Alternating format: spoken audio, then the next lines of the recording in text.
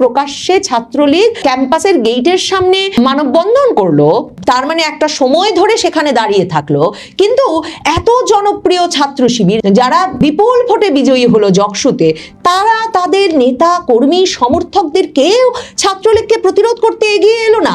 সারা দিন বাদে সংবাদ পড়ে টোরে ছাত্র দলকে বের হতে হলো ছাত্রলীগের বিরুদ্ধে মিছিল করতে। এগুলো খুবই বিস্ময়কর রাজনৈতিক সমীকরণ বটে। তুমিকে আমিকে রাজাকার রাজাকার এই স্লোগান দিয়ে ঢাকা বিশ্ববিদ্যালয় সহ পাবলিক বিশ্ববিদ্যালয়গুলোয় আন্দোলনরত ছাত্রছাত্রীরা 2024-এর জুলাইয়ের মাঝামাঝি 15 থেকে 17 জুলাইয়ের মধ্যে ছাত্রলীগকে ক্যাম্পাস থেকে নিষিদ্ধ ঘোষণা করেছিল। এরপর আওয়ামী লীগ সরকারের পতনের পর ছাত্রলীগের সঙ্গে সামান্যতম যোগাযোগ আছে এমন ছাত্রছাত্রীদেরকেও আর শিক্ষা প্রতিষ্ঠানে ফিরতে দেওয়া হয় নাই, ছাত্রত্ব বাতিল হয়েছে, এমনকি ছাত্রলীগ করার দায়ে কয়েক বছর আগে যে ডিগ্রি পাওয়া গেছে সেই ডিগ্রিও বাতিল করা হয়েছে অনেক ছাত্র। অথচ আবার হাসনাত আব্দুল্লাহ থেকে শুরু করে সাদিক কায়েম কিংবা সার্জিস আলমের মতো বড় বড় নেতারা ছাত্রলীগ করতেন আওয়ামী লীগ আমলে, কিন্তু তারা মনে মনে নাকি ছাত্রলীগ এবং আওয়ামী লীগ বিরোধী ছিলেন, কিংবা সাদিক কায়েমের মতো যারা তারা গুপ্ত শিবির করতেন, সে কারণে তারা আবার ক্ষমতার কেন্দ্রে চলে এসেছেন। এরপর পাবলিক বিশ্ববিদ্যালয়গুলো ঢাকা বিশ্ববিদ্যালয় সহ বাংলাদেশ জুড়ে সকল পাবলিক বিশ্ববিদ্যালয় বাংলাদেশে ছাত্র শিবিরের নিয়ন্ত্রণে চলে এসেছে। সেপ্টেম্বর থেকে ঢাকা বিশ্ববিদ্যালয়ে প্রথম এবং তারপর একে একে সব বিশ্ববিদ্যালয়েই ছাত্র শিবির পুরো কমিটি ধরে বেরিয়ে আসে জামায়াতে ইসলামীর ছাত্রী উইং, ছাত্রী সংস্থাও, এবং তারা বলে যে তারা বরাবর ঢাকা বিশ্ববিদ্যালয় সহ পাবলিক বিশ্ববিদ্যালয়গুলোতে কমিটি করেই ছাত্র শিবিরের রাজনীতি করে আসছিল। এতদিন অনুকূল পরিবেশ না থাকায় তারা বের হয়নি, এবং এরপর ঢাকা বিশ্ববিদ্যালয়, চট্টগ্রাম বিশ্ববিদ্যালয়, রাজশাহী বিশ্ববিদ্যালয় সহ পাঁচটি পাবলিক বিশ্ববিদ্যালয়ে যখন ছাত্র সংসদ নির্বাচন অনুষ্ঠিত হতে পেরেছে তখন সবগুলোতে ছাত্র শিবির বিপুল ভোটে বিজয়ী হয়েছে। সেরকম একটি বিশ্ববিদ্যালয় জগন্নাথ বিশ্ববিদ্যালয়, যেই বিশ্ববিদ্যালয়টির নির্বাচন 2026-এর জানুয়ারিতে অনুষ্ঠিত হওয়ার পর সত্যিকার অর্থেই তারেক রহমান সহ বিএনপির শীর্ষ নেতৃবৃন্দের তা কেঁপে উঠেছিল যে তারেক রহমান দেশে ফিরে এসেছেন, বিএনপি ক্ষমতায় যাবে সেটা পরিষ্কার বোঝা যাচ্ছে। তারপরেও কি করে ঢাকার বুকে একটা বিশ্ববিদ্যালয়ের ছাত্র সংসদ নির্বাচনে ছাত্র শিবির বিজয়ী হতে পারলো, এবং ছাত্রদল কিভাবে এখন পর্যন্ত কোনো একটি পাবলিক বিশ্ববিদ্যালয়ে ঢোকবার সুযোগ পেল না সেই 2024-এর জুলাইয়ে ছাত্রলীগকে বিতাড়িত করবার পর থেকে। এখন পর্যন্ত অবশ্য সরকারের বয়স প্রায় 5 মাস হতে চলেছে, এখনো অবশ্য ছাত্রদল কোনো বিশ্ববিদ্যালয়ে ঢুকতে পারেনি।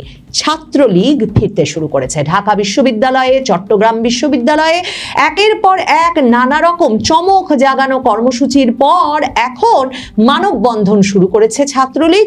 ঢাকা বিশ্ববিদ্যালয়ে সবে একটা মানববন্ধন করেছিল, তারা ছুটির মধ্যে করেছিল, সকালের দিকে করেছিল, কাজেই পত্রিকাগুলো তখন শিরোনাম করেছিল যে ঢাকা বিশ্ববিদ্যালয়ে ডাকসুর সামনে ছুটির মধ্যে ছাত্রলীগের মানববন্ধন। এবার জগন্নাথ বিশ্ববিদ্যালয়ে ছাত্রলীগ মানববন্ধন করবার পর আমার দেশ পত্রিকা লিখছে জবি ক্যাম্পাসের সামনে নিষিদ্ধ ছাত্রলীগের প্রকাশ্য কর্মসূচি, এবং সেই মানববন্ধনে ঠিক ঢাকা বিশ্ববিদ্যালয়ের মতোই কারা অংশ নিয়েছেন সেসব নাম, পরিচয়, পদবি সহ পত্রিকায় চলে এসেছে। তার মানে ছাত্রলীগের নেতারাই, আয়োজকরাই এই মানববন্ধনে তারাই নাম দিচ্ছেন, এমনকি তারা পত্রিকায় তাদের মন্তব্য জানান দিচ্ছেন যে কি দাবিতে কেন তাদেরকে মানববন্ধন করতে জগন্নাথ বিশ্ববিদ্যালয়ে নেমে আসতে হলো। যেই ছবিটি ছাপা হয়েছে বা সরবরাহ করা হয়েছে পত্রপত্রিকাগুলোতে ছাত্রলীগের তরফে, যেখানে ক্যাম্পাসের সামনে একেবারে জগন্নাথ বিশ্ববিদ্যালয় গেট 3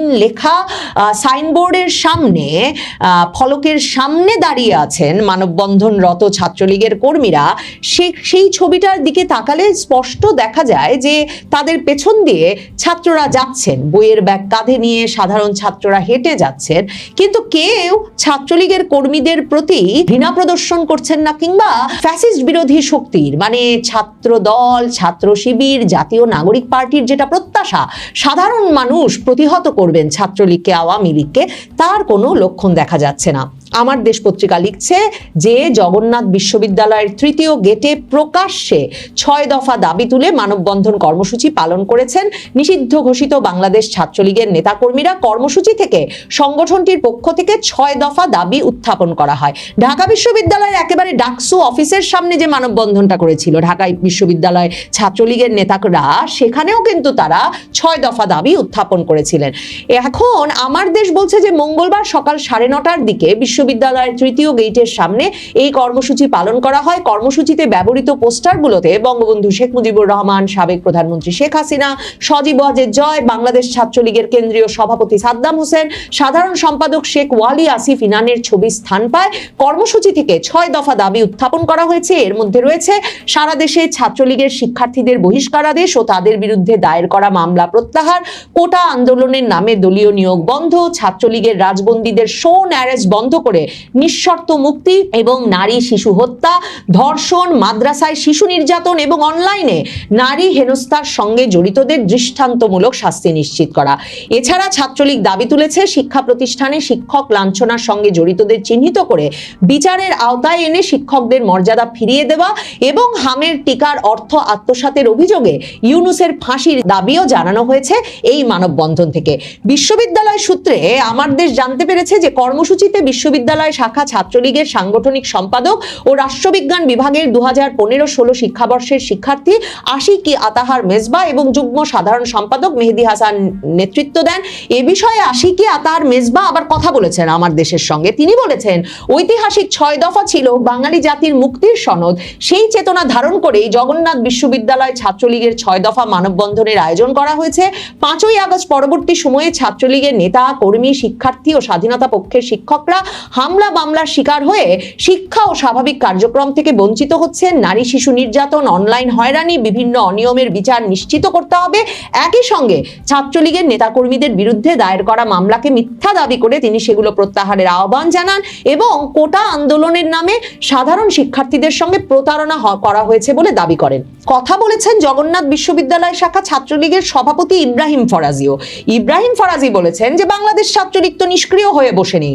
জগন্নাথ বিশ্ববিদ্যালয় ছাত্রলীগ বর্তমান সরকার পতনের লক্ষ্যে রাজনৈতিকভাবে প্রস্তুতি নিচ্ছে। ছাত্রলীগকে নিষিদ্ধ ঘোষণা করে সংগঠনের কার্যক্রম বন্ধ করা যাবে না। মানে বাংলাদেশে এখন ছাত্রলীগ রীতিমতো সরকার পতনের জন্য প্রস্তুতি নিচ্ছে বলে নাম পদবি দিয়ে ছাত্রলীগ নেতা ঘোষণা করছেন সংবাদ মাধ্যমে। কোন সময়? যখন শেখ হাসিনা বলে দিয়েছেন তিনি দেশে ফিরছেন ফাঁসির রায় মাথায় নিয়ে, যখন সারা বাংলাদেশে প্রতিদিন অন্তত 10 জায়গায় ছাত্রলীগ, আওয়ামী লীগের অন্যান্য অঙ্গ সংগঠনগুলো মিছিল করছে এবং মিছিলগুলো অপ্রতিরোধ্য হয়ে উঠেছে। সাধারণ মানুষ তো কোনো প্রতিরোধ বা কোনো প্রতিবাদ করছেই না, আওয়ামী লীগের মিছিলগুলোকে স্বাগত জানাচ্ছে। পুলিশ বা প্রশাসনও এসব মিছিল থামাতে একেবারেই সফল হচ্ছে না। এবং শেখ হাসিনা এক সাক্ষাৎকারে তার সর্বশেষ ঘোষণায় বলেছেন যে পাকিস্তানি শাসক পারে নাই, সামরিক শাসক পারে নাই, বিএনপি সরকারও পারবে না আওয়ামী লীগের রাজনীতি ঠেকাতে। তখন ছাত্রলীগ নেতা ঢাকায় জগন্নাথ বিশ্ববিদ্যালয়ের সামনে মানববন্ধন করবার পর সংবাদ মাধ্যমকে বলছেন ছাত্রলীগ প্রস্তুত হচ্ছে সরকার পতনের আন্দোলনের জন্য রাজনৈতিকভাবে। এবং তিনি আরো বলেন, ছাত্রলীগের সভাপতি জগন্নাথ বিশ্ববিদ্যালয় শাখার ইব্রাহিম ফরাজি, শেখ হাসিনার নেতৃত্বে আমরা এই সরকারকে ক্ষমতা থেকে সরানোর আন্দোলন চালিয়ে যাব। আজ জগন্নাথ বিশ্ববিদ্যালয় ছাত্রলীগ যে 6 দফা দাবি উত্থাপন করেছে সেগুলো যৌক্তিক। বর্তমান সরকারের পতন না হওয়া পর্যন্ত বাংলাদেশ ছাত্রলীগ রাজপথে থাকবে এবং আন্দোলন সংগ্রাম চালিয়ে যাবে। ওদিকে এই যে জগন্নাথ বিশ্ববিদ্যালয়ে প্রকাশ্যে ছাত্রলীগ মানববন্ধন করে ফেলেছে, এই খবর ছবি সহ বাংলাদেশের সকল সংবাদ মাধ্যমে প্রকাশিত হওয়ার পর ছাত্রদল একটা শক্তি সঞ্চয় করেছে এবং অবশেষে তারা জগন্নাথ বিশ্ববিদ্যালয়ে একটা বিক্ষোভ মিছিল করেছে। মানে আমি যে বলছিলাম ঢাকা বিশ্ববিদ্যালয় সহ কোনো পাবলিক বিশ্ববিদ্যালয়ে এমনিতে ছাত্র দলের কিন্তু কোনো অবস্থান এখন পর্যন্ত তৈরি হয় নাই, এমনকি ছাত্র শিবিরের পাশাপাশি সহাবস্থানের সুযোগটুকু তারা করে নিতে পারে নাই। কিন্তু এই জগন্নাথ বিশ্ববিদ্যালয়ে ছাত্রদল কিন্তু ছাত্রলীগের নেতা কর্মীদের খুঁজে খুঁজে তাদের ছাত্রত্ব বাতিলের বিষয়ে ভীষণ সক্রিয় ছিল সাল জুড়ে। এবং 2025 সালের জুলাইয়ে জগন্নাথ বিশ্ববিদ্যালয় ছাত্রলীগের 421 জন নেতাকর্মীর নামের তালিকা স্মারকলিপি সহ ছাত্র দল পৌঁছে দিয়েছিল বিশ্ববিদ্যালয়ের উপাচার্য, ট্রেজারার, প্রক্টর, রেজিস্ট্রারের কাছে। এবং তাদের দাবি ছিল যে ছাত্রলীগের এই 421 জন নেতা কর্মীর ছাত্রত্ব বাতিল সহ তাদের বিরুদ্ধে সকল রকম ব্যবস্থা নিতে হবে। সেই ছাত্রদল আবার জগন্নাথ বিশ্ববিদ্যালয়ে নামতে পেরেছে যখন তারা দেখেছে যে একটা প্রকাশ্য কর্মসূচি পালন করে ফেলেছে জগন্নাথ বিশ্ববিদ্যালয় ছাত্রলীগ। কিন্তু বিস্ময়কর হচ্ছে যে জগন্নাথ বিশ্ববিদ্যালয় ছাত্রলীগের বিরুদ্ধে ভীষণ সোচ্চার অবস্থান 2025 সালে নিয়েও কিন্তু জগন্নাথ বিশ্ববিদ্যালয় ছাত্র সংসদ জকসুর নির্বাচনে ছাত্রদল কোনো উল্লেখযোগ্য পদ পায় নাই। শেষ পর্যন্ত তারা 3টি মাত্র সম্পাদক পদে জয়লাভ করতে পেরেছিল। ছাত্রদল, ছাত্র অধিকার এবং সাধারণ শিক্ষার্থীদের সমন্বয়ে যে প্যানেলটি গঠিত হয়েছিল তার মাধ্যমে সেখানে সাহিত্য সংস্কৃতি সম্পাদক, পরিবহন সম্পাদক, পাঠাগার সেমিনার সম্পাদক পদ ছাড়া আর সব পদে বিপুল ভোটে বিজয়ী হয়েছিল ছাত্র শিবিরের প্যানেল। এখন প্রশ্ন হচ্ছে, ছাত্রলীগ প্রকাশ্যে নেমে এসেছে, এরপর ছাত্র শিবির নীরব কেন? ঢাকা বিশ্ববিদ্যালয়েও তারা এটা হজম করেছে। একবার মে মাসে ছাত্রলীগ নাম, ঠিকানা, পরিচয় দিয়ে ঢাকা বিশ্ববিদ্যালয়ে মিছিল করেছে, তারপর পুলিশ গ্রেফতার করেছে। এরপর আবার ঢাকা বিশ্ববিদ্যালয়ে ছাত্রলীগ নেমে এসে মানববন্ধন করেছে, ছাত্র শিবির নীরব। এই জগন্নাথ বিশ্ববিদ্যালয়েও দেখা যাচ্ছে যে একেবারে নাকের ডগায় প্রকাশ্যে ছাত্রলীগ ক্যাম্পাসের গেটের সামনে মানববন্ধন করলো, তার মানে একটা সময় ধরে সেখানে দাঁড়িয়ে থাকলো। কিন্তু এত জনপ্রিয় ছাত্র শিবির যারা বিপুল ভোটে বিজয়ী হলো জকসুতে, তারা তাদের নেতা কর্মী সমর্থকদের কেউ ছাত্রলীগকে প্রতিরোধ করতে এগিয়ে এলো না। সারা দিন বাদে সংবাদ পড়ে টোরে ছাত্র দলকে বের হতে হলো ছাত্রলীগের বিরুদ্ধে মিছিল করতে। এগুলো খুবই বিস্ময়কর রাজনৈতিক সমীকরণ বটে। তার মানে কি এই যে ছাত্রলীগের গুপ্ত থেকে রাজনীতি করতে করতে ছাত্র শিবিরের দশাটা এমন যে ছাত্রলীগ যখন এখন আবার প্রকাশ্য রাজনৈতিক কর্মসূচি নিয়ে বেরিয়ে আসছে, যেটা ছাত্রলীগের স্বভাব এবং ছাত্রলীগ বরাবর করেছে, ছাত্রলীগ তো আর কোনো গুপ্ত সংগঠন নয়, সেই প্রকাশ্য কর্মসূচি দেখে কি ছাত্র শিবিরের নেতা কর্মী সমর্থকরা আবারও একরকমের গুপ্ত হয়ে পড়ছেন? তারা আর প্রকাশ্য কর্মসূচিতে প্রকাশ্যে কোনো পাল্টা কর্মসূচি দিতে বা প্রতিহত করার একরকমের সাহস করে উঠতে পারছেন না? নাকি সত্যিকার অর্থে তারা টের পাচ্ছেন যে ঢাকা বিশ্ববিদ্যালয়, জগন্নাথ বিশ্ববিদ্যালয়, চট্টগ্রাম বিশ্ববিদ্যালয় সহ পাবলিক বিশ্ববিদ্যালয়গুলোতে সাধারণ ছাত্রছাত্রীদের মধ্যে তাদের সমর্থন সত্যিকার অর্থে এতটাই কম যে ছাত্রলীগ প্রকাশ্য কর্মসূচিতে নেমে এলে তাদের পক্ষে প্রতিহত করা সম্ভব হবে না। আর ছাত্রদলের তো কোনো অবস্থান, সাংগঠনিক কাঠামো, শক্তি, সামর্থ্য নাই এই পাবলিক বিশ্ববিদ্যালয়গুলোতে। সম্ভবত ওই যে চট্টগ্রামেও রাজপথে যেমন ছাত্রলীগ আওয়ামী লীগের মিছিল হতে পারবে না বলে বিক্ষোভ মিছিল করেছে তারা, প্রশাসন, পুলিশের সহযোগিতায় একরকমের একটা সাজিয়ে গুছিয়ে মিছিল করতে পারছে শুধুমাত্র ছাত্রলীগের বিরুদ্ধে, কারণ তাদের সরকার ক্ষমতায় রয়েছে। এই অবস্থায় ছাত্রলীগ প্রকাশ্যে নেমে এলে এবং এমন ঘোষণা দিতে থাকলে যে তারা সরকার পতনের আন্দোলনের জন্য প্রস্তুত হচ্ছে এবং তাদের এই আন্দোলন চলবে সরকার পতন পর্যন্ত, আর গ্রেফতার, মামলা, হয়রানি কিছুর পরোয়া না করে নাম, ঠিকানা, পদবি দিয়ে এমন মিছিলে মানববন্ধনে নেমে এলে ছাত্রদল, ছাত্র শিবির, পুলিশ, প্রশাসন কেউ এদেরকে ঠেকাতে পারবেন বলে সত্যি বিশ্বাস রাখা যায় না। আপনারা ইতিমধ্যে অনেকেই লক্ষ্য করেছেন যে পররাষ্ট্রমন্ত্রী জনাব খলিলুর রহমান রাশিয়া সফর করেছেন এবং রাশিয়ার পররাষ্ট্রমন্ত্রীর সঙ্গে বাংলাদেশের পররাষ্ট্রমন্ত্রীর একটি আনুষ্ঠানিক দ্বিপক্ষীয় বৈঠক হয়েছে।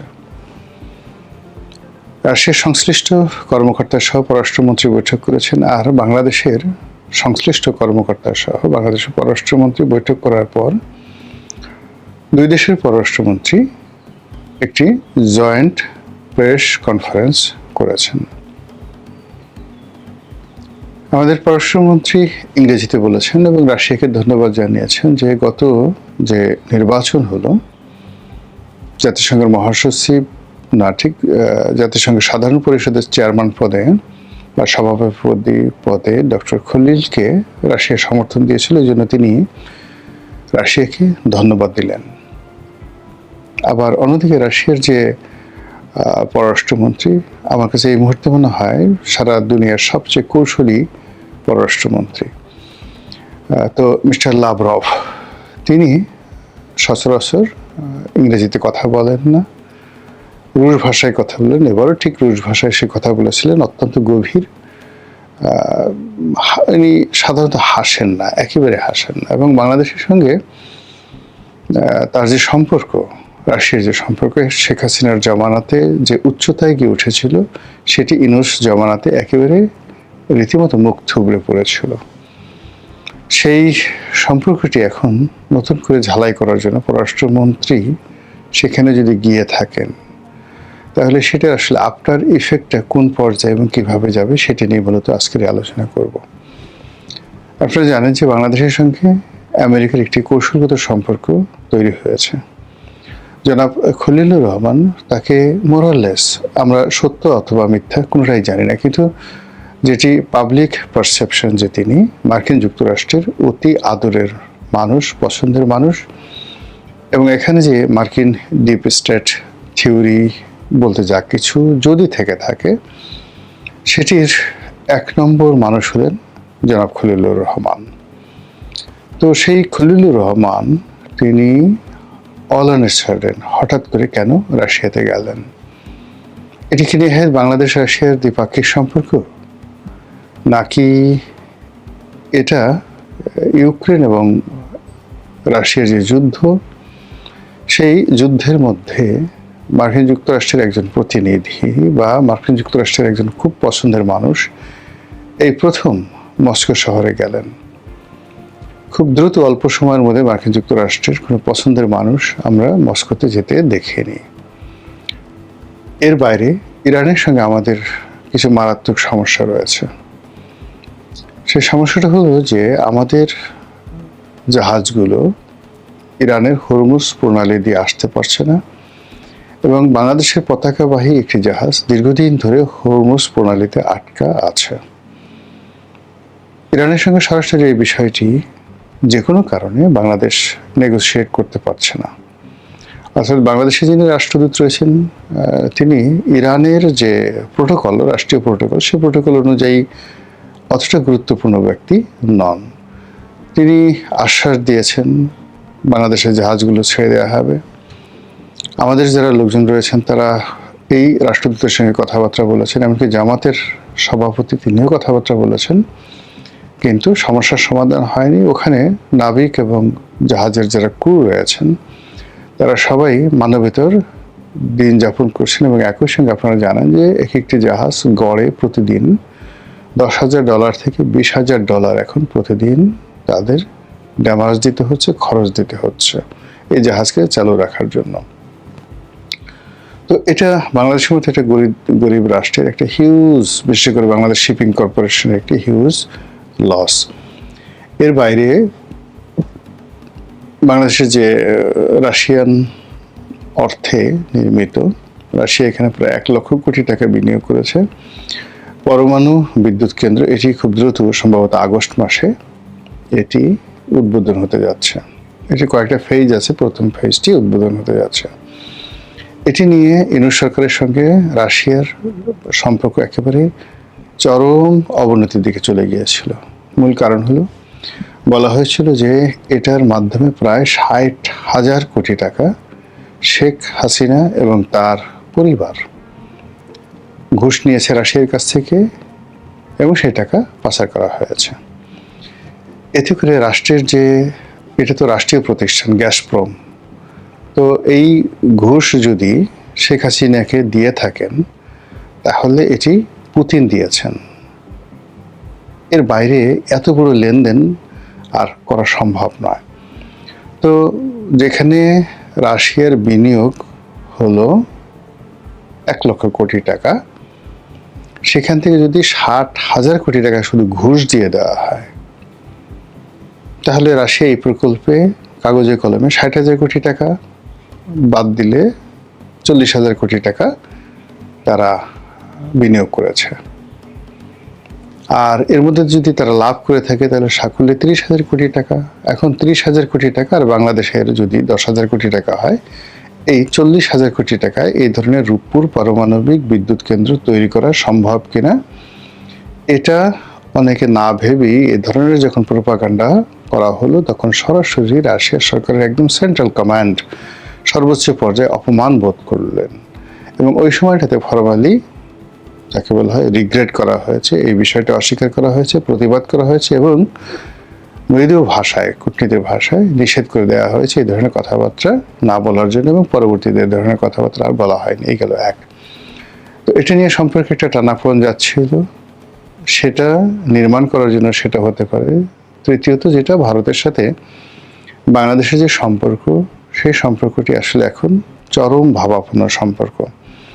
এখন ভারতের সাথে এই সম্পর্কটিকে একটু মিনিমাইজ করার জন্য, স্বাভাবিক করার জন্য এই মুহূর্তে রাশিয়া ছাড়া বাংলাদেশের হাতে আসলে বিকল্প কোনো শক্তি নেই। চীন এখানে যদি কোনো কিছু করতে যায় সেটি নেতিবাচক হবে। আমেরিকা তো এটা পারবেই না। আমেরিকার সঙ্গে ভারতের সম্পর্ক এই মুহূর্তে ভালো না। এই সার্বিক দিক বিবেচনা করে আপনি যদি প্রশ্ন তুলেন যে এই মুহূর্তে হঠাৎ করে তিনি রাশিয়া সফরে কেন গেলেন, আর এই সফরটি সরকারের জন্য, জনাব খলিলুর রহমানের জন্য এটা কি লাভজনক হবে, সুবিধাজনক হবে নাকি বুমেরাং হবে, এই কথাগুলো খুব সংক্ষেপে বলে আজকের এই ভিডিওর যে কন্টেন্ট, সেই কন্টেন্টটি শেষ করব।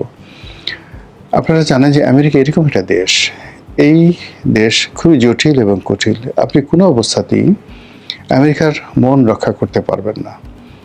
আমেরিকার সঙ্গে বাংলাদেশের যে চুক্তি হয়েছে এবং সেই চুক্তির হাত ধরে অন্যান্য যে সকল চুক্তি হয়েছে, তাদের কাঁচামাল কেনার জন্য, তাদের তুলার সামগ্রী কেনার জন্য, তাদের টেক্সটাইলের র প্রোডাক্ট কেনার জন্য, মেশিনারিজ কেনার জন্য, কেমিক্যাল কেনার জন্য এবং তাদের যে বিমান, এই বিমান কেনার জন্য যে চুক্তিগুলো হয়েছে এই যাবৎ কত হাজার কোটি টাকার, আমরা যেটা শুনেছি কেবলমাত্র বিমান ক্রয় বাবদ 40,000 কোটি টাকার যে ডিল, প্যাকেজ ডিল আমেরিকার সঙ্গে হয়েছে।